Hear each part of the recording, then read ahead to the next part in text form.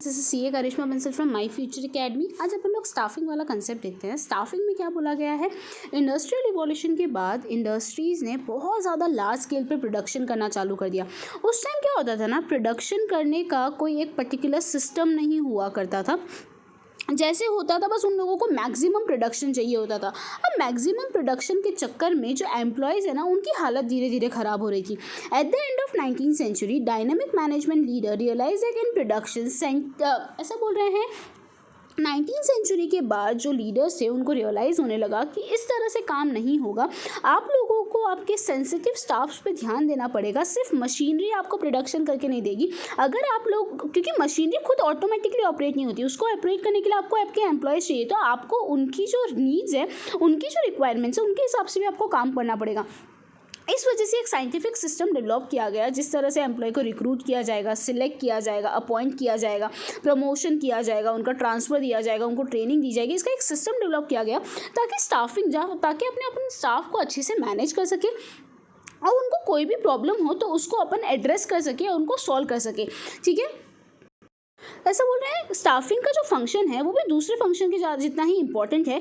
ये स्टाफिंग एक प्रोसेस है जहाँ पे क्या होता है ना, जो इंडिविजुअल अपने लिए काम कर रहा है उसके लिए डेवलपमेंट का भी प्लान बनाया जाता है। In the past human element को इतना ज़्यादा इंपॉर्टेंस नहीं दिया जाता था, पर आज के टाइम में ये पता है कि अगर प्लानिंग आपने कितनी भी ज़ोरदार की हो, आपने ऑर्गेनाइजेशन कितनी भी ज़ोरदार बनाई हो, पर अगर आपने प्रॉपर लोगों को सिलेक्ट करके रिक्रूट करके उनको ट्रेनिंग प्रॉपरली नहीं दी तो आपकी ऑर्गेनाइजेशन कभी भी सक्सेसफुल नहीं होगी। इसीलिए एक स्टाफिंग एक ऐसी एक्टिविटी है जहाँ पे अपन लोगों का एम्प्लॉय के साथ रिलेशन एक अच्छा सा एस्टैब्लिश होता है और अपन लोगों को एक सही एम्प्लॉय मिलता है अपनी ऑर्गेनाइजेशन को चलाने के लिए।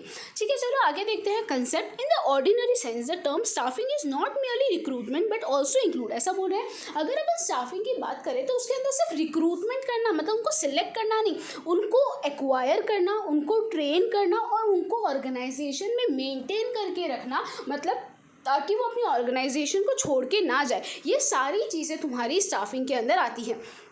इन वाइडर सेंस, अगर वाइडर सेंस में बात करें तो recruitment, selection, training, promotion, transfer, post retirement activity, सारी चीज़ें तुम्हारी स्टाफिंग के अंदर इंक्लूडेड हैं।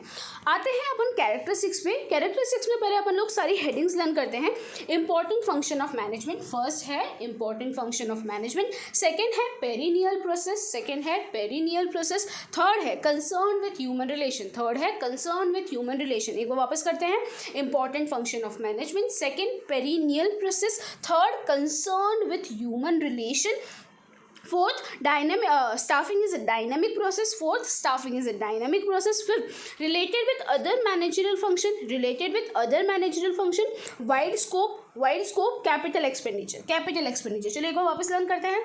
सबसे पहले भाई इंपॉर्टेंट फंक्शन है, पेरिनियल प्रोसेस है, भाई कंसर्न विथ ह्यूमन रिलेशन है, उसके बाद स्टाफिंग एक डायनामिक प्रोसेस है, दूसरे मैनेजरियल फंक्शन से रिलेटेड है, वाइड स्कोप है, कैपिटल एक्सपेंडिचर है ये अपने लिए। चलो मीनिंग समझते हैं।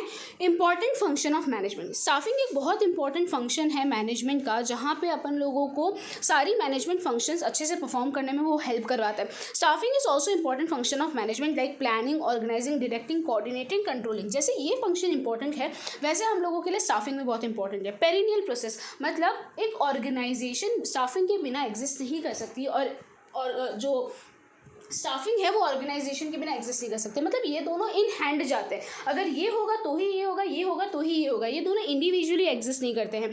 Organisation can not exist without employ, as long as organisation activity exist employ and staffing will also exist. Concern with human relation, staffing जो है ना वो पूरा का पूरा ह्यूमन्स के लिए है, ह्यूमन रिलेशंस के लिए है। The main objective of staffing is to acquire the right employ and make the best use of them. सबसे इंपॉर्टेंट काम स्टाफिंग का है, जब हम सिलेक्शन कर रहे हैं तो हम सही बंदे का सिलेक्शन करें और उसको वहाँ पे उसको सिलेक्ट करने के बाद जितना अच्छे से हम उस एम्प्लॉय को यूज़ कर सकें, यूज़ इन द टर्म, जिस पोजीशन पे उसको आपको अलॉट करना है तो उस पोजीशन पे आप उसको अलॉट कीजिए। Employees are the only living factor of production. ऐसा बोले अपने पास बहुत सारे फैक्टर्स ऑफ प्रोडक्शन होते हैं, कैपिटल हो गया, लेबर हो गया, तो इसमें से सबसे जो लिविंग फैक्टर ऑफ प्रोडक्शन है वो कौन है, एम्प्लॉय है।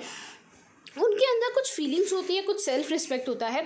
अगर आप लोगों ने वो फीलिंग्स और सेल्फ रिस्पेक्ट को बोलते हैं ना हर्ट किया ना, तो वो आपके लिए काम ढंग से नहीं कर पाएंगे। इसीलिए स्टाफिंग अब क्या करता है, ये सारी चीज़ों को मैनेज करता है ताकि आपके जो एम्प्लॉयज़ हैं ना वो सेटिस्फाइड रहे और आपके लिए जितना अच्छा काम करवा सके वो कर सके।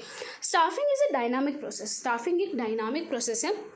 स्टाफिंग से क्या होता है, आप अपने स्टाफ को प्रॉपर ट्रेनिंग देते हैं। आप ट्रेनिंग देने की वजह से होता क्या है, ट्रेनिंग देने की वजह से वो लोग कोई भी चीज़ को हैंडल करने में, कोई भी चेंजेस को हैंडल करने में बोलते हैं ना केपेबल हो जाते हैं। तो स्टाफिंग एक डायनामिक प्रोसेस है जो क्या करती है, आपके ऑर्गेनाइजेशन की सारी एक्टिविटी को डायनामिक बना देती है। Related with other managerial function, staffing अकेला एग्जिस्ट नहीं करता, स्टाफिंग सारे फंक्शंस के साथ को एग्जिस्ट करता है। ठीक है। Wide scope, staffing is not merely activity for labor welfare but is also concerned with acquiring, training, maintaining personnel and its work for their development। ऐसा बोल रहे हैं यहाँ पे सिर्फ लेबर वेलफेयर के लिए नहीं, उनके डेवलपमेंट के लिए भी काम किया जाता है। तो स्टाफिंग का जो स्कोप है वो बहुत ज़्यादा वाइड है। कैपिटल एक्सपेंडिचर, आप वो जो एक्सपेंडिचर कर रहे हैं इनके लिए, इनको रिक्रूट करने में, इनको ट्रेनिंग देने में, इनको प्रमोशन में, तो ये आपका खर्चा नहीं है, ये आपकी कैपिटल एक्सपेंडिचर है जो आपका एक इन्वेस्टमेंट क्रिएट कर रहा है। ये आगे जाके यही लोग हैं जिनको आपने ट्रेन किया है जो आपको आगे जाके फ़ायदा देंगे। तो ये आपके लिए कोई एक्सपेंडिचर नहीं है, कैपिटल एक्सपेंडिचर है जो आगे जाके आपको क्या देंगे, फ़ायदा देंगे। ठीक है, एक बार वापस characteristics, important function of management, perennial process, concerned with human relations, staffing is a dynamic process related with other managerial function, wide scope और capital expenditure। आते हैं इंपॉर्टेंस ऑफ स्टाफिंग पे। Staffing occupies an important place in the process of management. भाई staffing एक बहुत ज़्यादा important place occupy करता है in the process of management. जैसे जैसे ज़्यादा इंडस्ट्रीज डेवलप होती गई है, आज के टाइम पे स्टाफिंग की जो इंपॉर्टेंस है वो इंक्रीज़ होती गई है। एक ऑर्गेनाइजेशन बिना स्टाफिंग के एक स्केलेटन जैसी है, जिसके पास बॉडी, जिसके पास स्ट्रक्चर तो है बस उसके अंदर कोई मास नहीं है, वो एक्टिव नहीं है। एक मशीन अपना प्रोडक्शन बढ़ा सकती है बट एम्प्लॉय उसी काम को और ज़्यादा बेटर कर सकती है क्योंकि उसके अंदर फीलिंग्स होते हैं, उसके अंदर अंडरस्टैंडिंग होती है। अगर आप लोगों ने आपके एम्प्लॉय को प्रॉपर्ली ट्रेन किया हुआ है तो वो आपको हमेशा फ़ायदा पहुंचाएंगे। पर्सनल को अपन लोग फिजिकल रिसोर्स नहीं मान सकते क्योंकि उसके पास feeling, self respect, intelligent, understanding और डिफरेंट स्किल्स होती है। Mind your man, man will mind everything for you. एक बंदे ने बोला था, एक एक्सपर्ट ने बोला था, आप अपने इंसानों को संभालो, आपका इंसान बच्चा कुचा पूरा ऑर्गेनाइजेशन संभाल लेगा। Mind your man, man will mind everything for you. Mind your man, man will mind everything for you. ये लिख के आना इंपॉर्टेंस में। ठीक है, अब आते हैं इंपॉर्टेंस में। पहले अपन लोग हेड पॉइंट्स लर्न करते हैं। Driving force, dynamic activity, important for other functions, limbs of business enterprise, job satisfaction among staff, harmony in relation, increase the prestige of organization, continuous process। सबसे पहले आते हैं ड्राइविंग फोर्स। जो है ना तुम्हारा स्टाफिंग है ना, वो तुम्हारे जो स्टाफ है ना उसको एक है ना पुश देता है, उनको बोलते हैं ना ऑब्जेक्टिव्स को अचीव करने के लिए पुश देता है वो, क्योंकि स्टाफिंग क्या करता है, उनको प्रमोट करता है। अगर एम्प्लॉय को पता है कि अगर मैं अच्छे से काम करूँगा तो मेरे को प्रमोशन मिलेगा, तो स्टाफिंग क्या होता है, जो कंटेंटेड एफिशिएंट एम्प्लॉय होते हैं ना उसको बोलते हैं ना एक पुश देता है। उस वजह से तुम लोगों के ऑर्गेनाइजेशन के ऑब्जेक्टिव इजीली अचीव हो पाते हैं। डायनामिक एक्टिविटी स्टाफिंग, मैंने बताया था कि भाई डायनामिक है, चेंजेस इजीली वो लोग परफॉर्म कर पाते हैं। दूसरे फंक्शंस के लिए स्टाफिंग बहुत ज़्यादा ज़रूरी है। अगर आपके सारे फंक्शन सक्सेसफुल नहीं हो पाएंगे, अगर आपके जो स्टाफ है वो अच्छे से काम नहीं कर रहे। Limbs of the business organisation, planning क्या होता है, अपने लिए ब्रेन होता है। फिर जो बॉडी है, वाइल जो ऑर्गेनाइजेशन होती है वो बॉडी होती है, बॉडी के अंदर जो नसें होती है जिसकी वजह से पूरी बॉडी अच्छे से काम कर पाती है, वो तुम्हारी स्टाफिंग होती है। Without them activity can not be done in organisation. उसके बिना एक्टिविटी कर ही नहीं सकते। एक स्टाफ अगर आपके ऑर्गेनाइजेशन में आपके स्टाफ से नहीं है या फिर प्रॉपर स्टाफ नहीं है तो आपके लिए ऑर्गेनाइजेशन में एक्टिविटी करना बहुत ज़्यादा दिक्कत वाली बात हो जाएगी।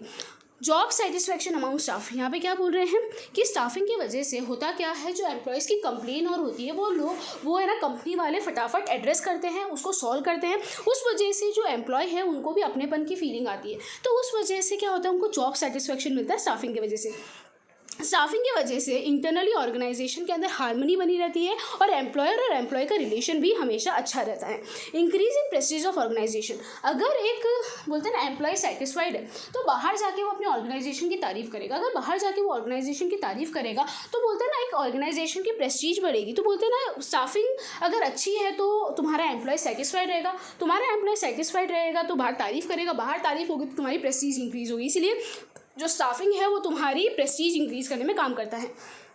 स्टाफिंग कंटिन्यूस प्रोसेस, ऐसा नहीं कि तुमने से उसको रिक्रूट कर दिया बात खत्म, नहीं, रिक्रूट करने के बाद तुम लोगों को उसको ट्रेनिंग देनी पड़ती है, ट्रेनिंग के बाद अगर वो अच्छा परफॉर्म कर रहा है तो उसको प्रमोशन देना पड़ता है, प्रमोशन के बाद उसके लिए और डेवलपमेंट की एक्टिविटीज़ करनी पड़ती है। तो जो स्टाफिंग का जो प्रोसेस है ना वो कंटिन्यूस चलता रहता है, ऐसा नहीं कि वो एक रिक्रूटमेंट के बाद खत्म हो जाए। तो स्टाफिंग क्या है, कंटिन्यूस प्रोसेस है। एक बार वापस लर्न कर लेते हैं। Driving force, dynamic activity, important for other function of management, limbs of business activity, job satisfaction among staff, harmony in relation, increase the prestige of organisation and continuous process. ठीक है।